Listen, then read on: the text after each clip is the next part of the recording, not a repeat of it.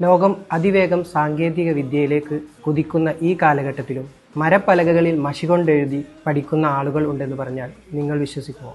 അതെ, ആഫ്രിക്കയിലെ മൗറിത്തായിയ എന്ന രാജ്യത്ത് ഇപ്പോഴും ഈ സമ്പ്രദായം നിലവിലുണ്ട്. 10 ലക്ഷം ഖുർആൻ വാഹകരുടെ നാട് എന്നാണ് ഈ രാജ്യം ഇപ്പോൾ അറിയപ്പെടുന്നത്.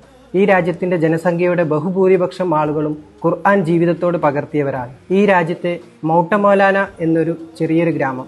ഈ ഗ്രാമത്തിലെ ആളുകൾ പുലർച്ചെ 2 മണിയിൽ തുടങ്ങി അവരുടെ പഠനം ആരംഭിക്കുന്നു. ചെറുപ്പക്കാരൻ, മുതിർന്നവർ തുടങ്ങി പ്രായഭേദമന്യേ എല്ലാവരും പഠനത്തിൽ ഏർപ്പെടുന്നു. ഇത്തരം വൈവിധ്യമാർന്ന വിവരങ്ങൾ ലഭിക്കുവാൻ റിസാല അപ്ഡേറ്റ് വായിക്കുക. അൽഗോരിതങ്ങൾ നമുക്ക് കാണിച്ചു തരുന്ന ലോകമാണോ അതോ അതിനപ്പുറം ഒരു ലോകമുണ്ടോ എന്ന് നമുക്ക് മനസ്സിലാകണമെങ്കിൽ അത് വായനയോടെ മാത്രമാണ് പ്രാവർത്തികമാക്കുക. ബിയോണ്ട് അൽഗോരിതം എന്നൊരു പ്രമേയത്തിൽ നമ്മുടെ റിസാല ക്യാമ്പയിൻ ഇപ്പോൾ നടന്നുകൊണ്ടിരിക്കുകയാണ്. റിസാല വരിക്കാരാവുക. നിങ്ങളെയും നിങ്ങളുടെ സുഹൃത്തുക്കളെയും കുടുംബാംഗങ്ങളെയും റിസാലയിൽ വരി ചേർക്കുക.